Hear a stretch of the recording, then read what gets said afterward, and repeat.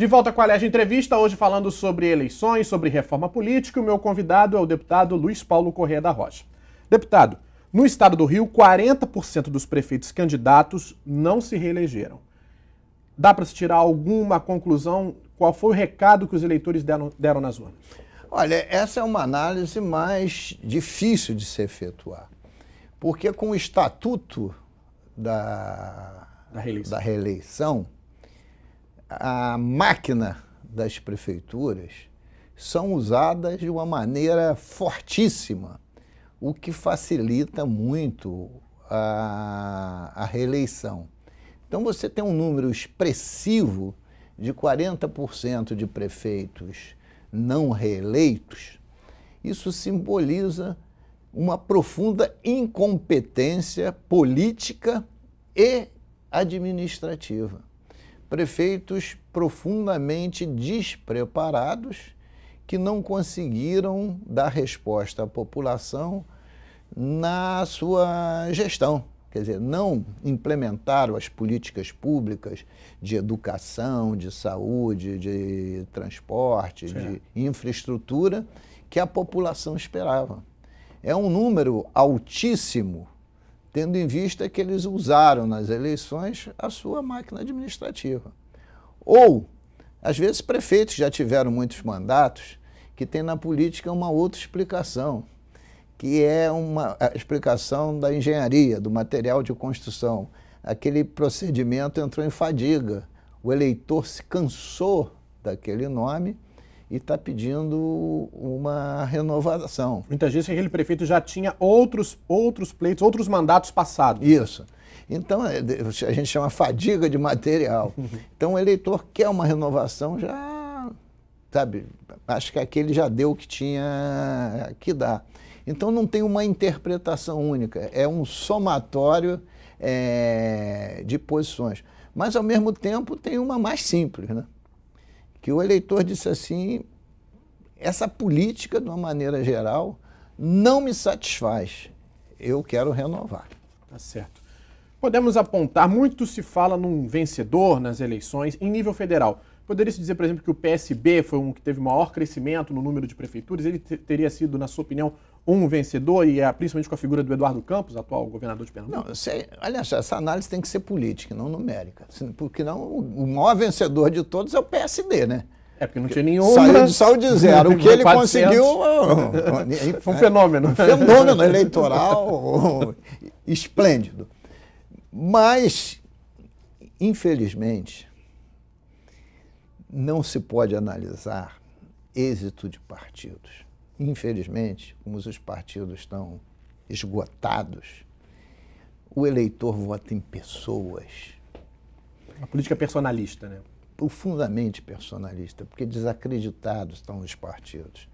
Então, eu diria que, sob o ponto de vista pessoal, essa eleição já tem dois grandes vencedores nominais. Um, exatamente, o grande líder do PSB, que é o Eduardo, e outro é o Aécio Neves. Dependendo do resultado de São Paulo, pode ter um terceiro, né? Mas temos segundo turno lá. Mas esses dois, como nomes, já se destacaram. O Eduardo, por causa da sua atuação no Nordeste, que desbancou a força do PT. Sim. O Aécio, porque voltou a reeleger junto com o Eduardo, mas por força dele não Eduardo. O Márcio Lacerda em Belo Horizonte. Fez ali o enfrentamento com a presidenta da República. Foi o que mais se posicionou de maneira... E foi vencedor. Né? Então, esses dois nomes já se destacaram. Sim. E é evidente que São Paulo, pela sua força, pela sua expressão eleitoral, o segundo turno também vai apontar ali um outro nome de destaque. É porque é a caixa de ressonância eleitoral do país. Então, aí sairiam os três grandes destaques eleitorais do Brasil. Entendi. E até que ponto esse resultado pode implicar na conjuntura das eleições daqui a 2 anos para presidente, por exemplo? Olha, sem dúvida nenhuma que as eleições municipais vão revelar um retrato do Brasil visando as eleições de presidente da República. Eu acho que o Eduardo Campos uma excelente revelação na política. Por quê? Porque ele é da base do Lula, mas dá o recado que ele é independente. E está muito forte no Nordeste, mas ainda é muito pouco conhecido em outras regiões, principalmente no Sul-Sudeste. E cá entre nós, para ganhar uma eleição de presidente da República, precisa ter expressão no Sul-Sudeste. Então, eu acho ainda cedo que ele seja um nome para ser vencedor. Pode ser sempre um nome, né? Mas acho cedo. O Aécio está maduro, é senador da República e só pode crescer sendo candidato. E, além do mais, né, entre outras coisas, elegeu o governador de Minas e agora elegeu o prefeito. E é bem conhecido no Sul-Sudeste. Sim. Bom, é evidente que o terceiro nome é a própria presidenta Dilma, que é o poder constituído e pode ser candidata à reeleição. Um quarto nome, evidente, no mesmo campo de força, é o ex-presidente Lula, porque reelegeu a sua sucessora. Sim. Então, mas que um anularia o outro, ou vai um ou vai outro. Um vai outro, é bola búlica. Fora desses nomes, ainda não apareceu nesse processo eleitoral nenhum, né? Pode ser que nesse segundo turno ainda desponte. Eu não vislumbro, além desses 4 nomes, nenhum outro de campo de força. Tem na área do próprio PSDB o senador Álvaro Dias, que tem marcado uma posição muito forte no Senado da República. E teria o próprio governador Alckmin, que já foi candidato a presidente da República, mas que, no meu entendimento, está indo muito bem como governador de São Paulo e lá vai continuar. Então, eu só ouso, por enquanto, listar esses 4 nomes, o Eduardo, o Aécio, a Dilma e o Lula. Antes da gente continuar esse assunto, só fazer um parênteses, que é preciso deixar registrado. A questão do mensalão, ela teve influência no resultado das eleições, as decisões do Supremo Tribunal Federal? Não só teve, como está tendo. Por que será que a abstenção foi tão grande? E a influência em uma eleição não quer dizer que ajude um partido X, Y ou Z. A abstenção, ela registra a decepção. A decepção com o quê? Com a política. Por quê? Porque o PT sempre pregou, né, que a política tinha sido feita com ética. E no poder, o seu núcleo duro, não todos os petistas, né?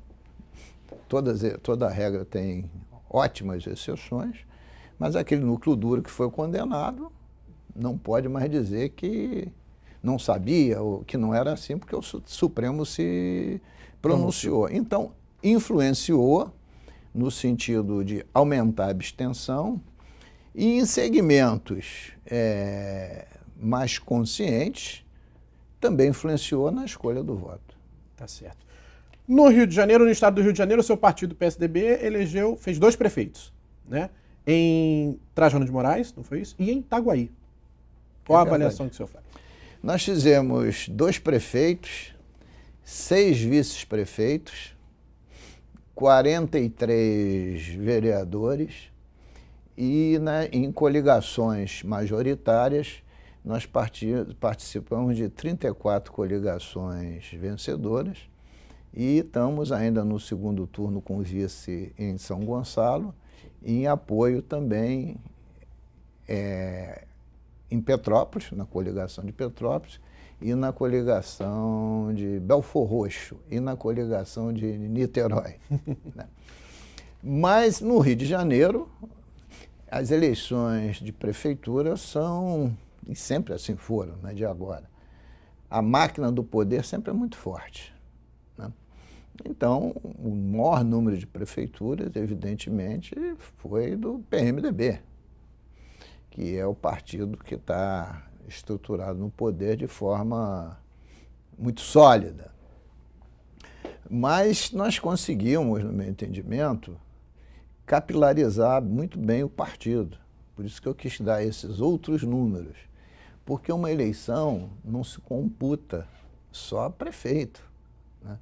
Porque vereador é a formiguinha importante que faz a política local, os vices participam dos governos vencedores e também são a preparação para o futuro e os substitutos eventuais. Sim. E as alianças também propiciam que o partido se estruture melhor naqueles municípios e também dê mais capilaridade pelas suas ações.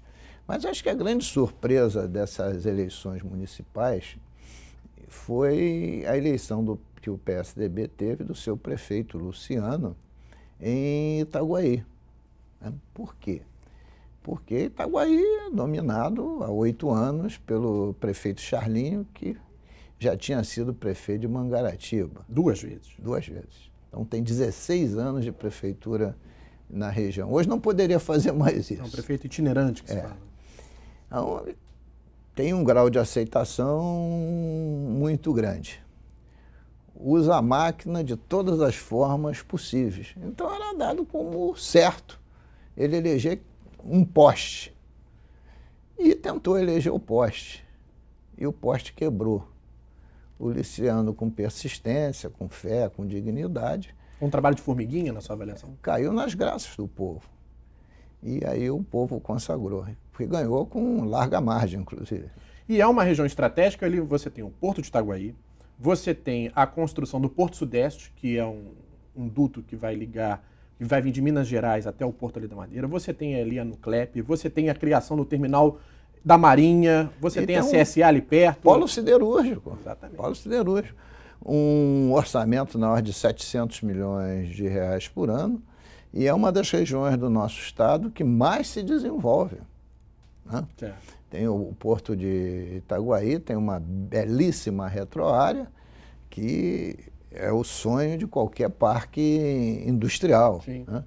Então, uma vitória em um município muito importante. Okay.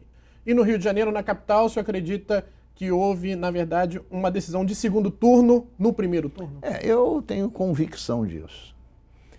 Porque as pesquisas, além de cometerem erros brutais, e eu fiz questão de, na véspera das eleições, tuitar diversas vezes sobre esses erros que os institutos iriam cometer. E os institutos foram mostrando claramente que o prefeito, Eduardo Paz, uma aliança de 19 partidos políticos, teria mais de 60% dos votos úteis. E o candidato que despontava era o nosso deputado estadual, Marcelo Freixo. E aí o eleitor quis simplificar a questão. Quem ia votar no meu candidato, bom candidato Otávio Leite, quem ia votar no Rodrigo Maia, quem ia votar na Aspásia Camargo, um pedaço ficou com esses candidatos, mas os outros resolveram fazer o voto útil, que não vem sendo a regra. Se você pegar os resultados eleitorais na cidade do Rio de Janeiro, quando chega perto das eleições, o eleitor escolhe 3 candidatos e vota entre esses 3. E, em geral, leva a eleição para o segundo turno. Dessa vez, o eleitor fez bola obúlica e ficou com a bola, que era a máquina de 19 partidos políticos. Mas isso também propiciou aquela abstenção e nulo e branco gigantesca para prefeito de 35%. Quero agradecer a participação do deputado Luiz Paulo Correa da Rocha. Lembro que você pode assistir este e outros programas no nosso site. Anote o endereço www.tvalerj.tv. TV Alerj, o canal do povo fluminense. Até a próxima.